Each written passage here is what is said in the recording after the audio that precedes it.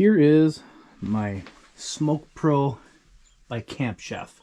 It's a PG24 DLX model, a few years old now. You can probably see my other videos and kind of see it when I got it new and did all that good stuff. But here it is, a few years later. This is where it lives, a little corner of my house, protected, but still exposed to the elements. There's still some road construction dirt setting on it. I'll open her up and kind of let you see. I don't clean this thing very often. I do what I can, but I mean, you can kind of see the buildup in here. I'm doing all that kind of good stuff. Still does work. Bunch of things I had to change on it. Here's the Sear box, and this is the first thing I'm going to talk about because I've got this going on today. That's the burner, what's left of it, and all the innards are pretty much just worn away into nothingness. So let me kind of show you what that looked like. Oops, spinning. Here's the grit. Pretty dirty. Kind of nasty is what it is. Still in one piece, still usable. This is the flavor screen that goes directly below the grate right here. As you can see, it's kind of burnt and charred and had its day. And what's left of this right here was this big piece. As goes directly over the burner. It's a heat deflector of sorts, and that thing's pretty much toast, which in turn allowed that to go. Was finally able to grab these things after about 5 months of trying to order them from Camp Chef. Got them in 2 separate deliveries, just got them in now, so I am going to be putting them in. Keep in mind, I do use this little grill, this propane one right here, as just a propane grill. I do use it as a sear box, of course, but I do use it as a grill as well. Those of you who are paying attention over here will notice this is an aftermarket digital control panel. I did have to change that out, along with the auger motor on the inside. They have this little gap right here. And since this thing lives outside, snow, rain, water gets in there. It expanded all my pellets and froze up my auger motor, which burnt it out, and the control panel here. My control panel, actually what took it out is when you went to shutdown mode here, it wouldn't actually stay in shutdown. It would just kind of turn itself off and not do its thing.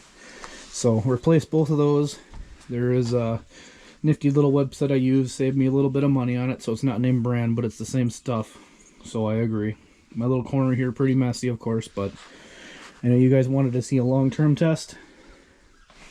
That's kind of how this thing is. Again, I know if you saw my other cleaning videos, I don't do it too often, maybe once or twice a year. Trick of the trade, we do have snow out here. It's probably, you know, 15 degrees or so. I don't know if you can see this here, this temperature probe.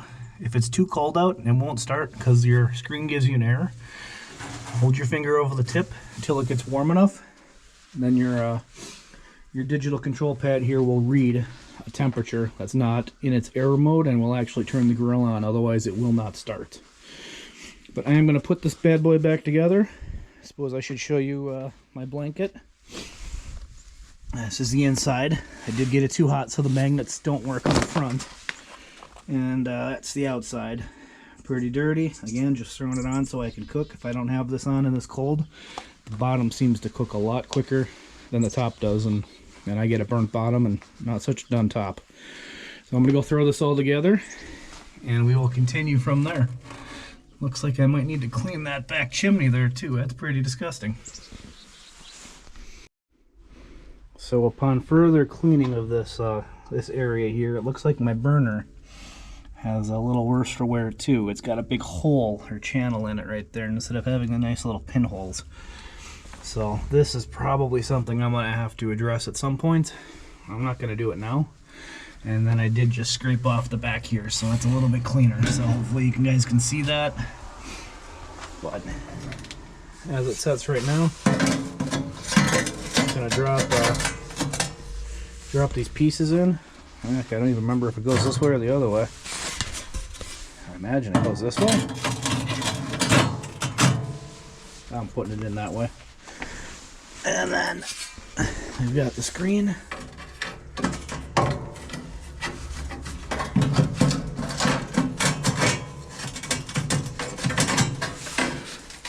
Looks like it doesn't want to fit that way.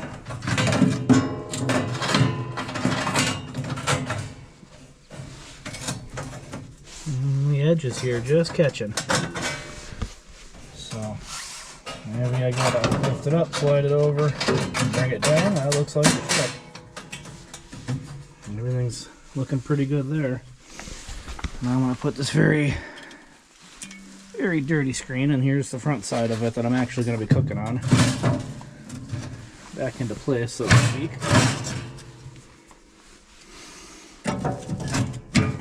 Okay, we'll look at getting a new burner. Didn't realize I needed that. The other two pieces, as I said earlier, are about 40 bucks a pop, so I've already got $80 into this $200 Sear box. Not the end of the world, but would have expected it to last a little longer than, what, 2 years? So that is that.